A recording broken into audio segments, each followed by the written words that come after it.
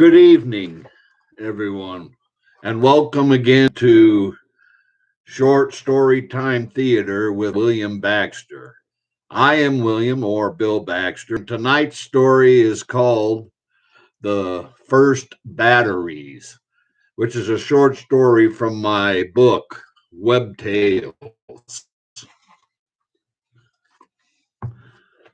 The First Batteries.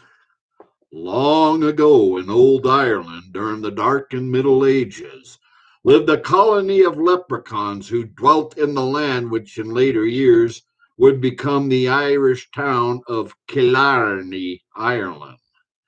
There were several colonies of leprechauns located throughout the old country of Ireland, and each colony had a king.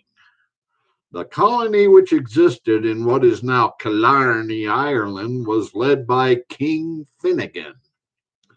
Although there was no chartered town at the time, old Irish farmers did dwell in old cottages in that part of the country.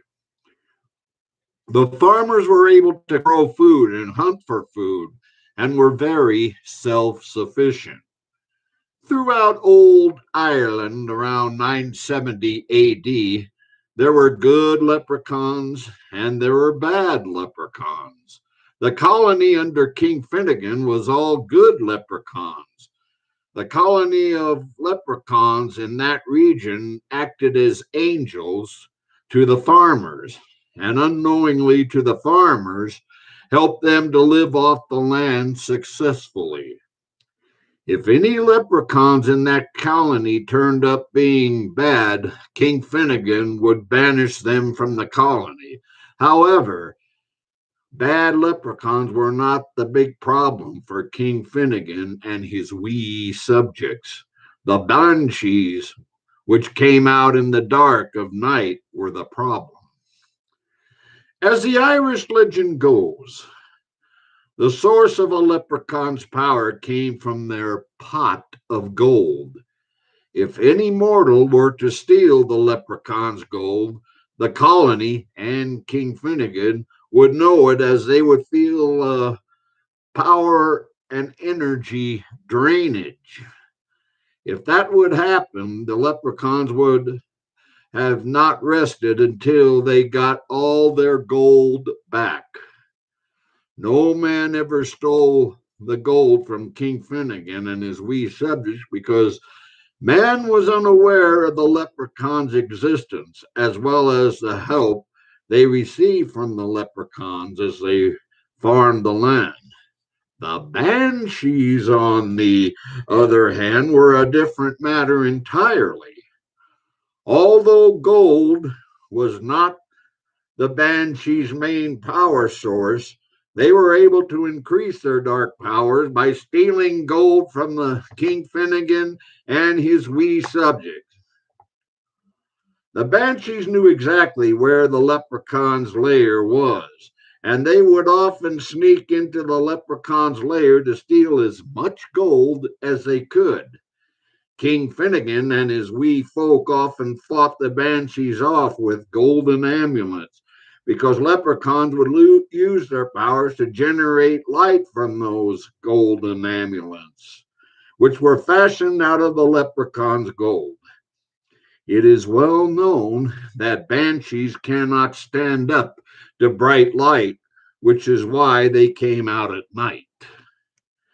King Finnegan and the leprechaun's lair had been lit by torches for a long time.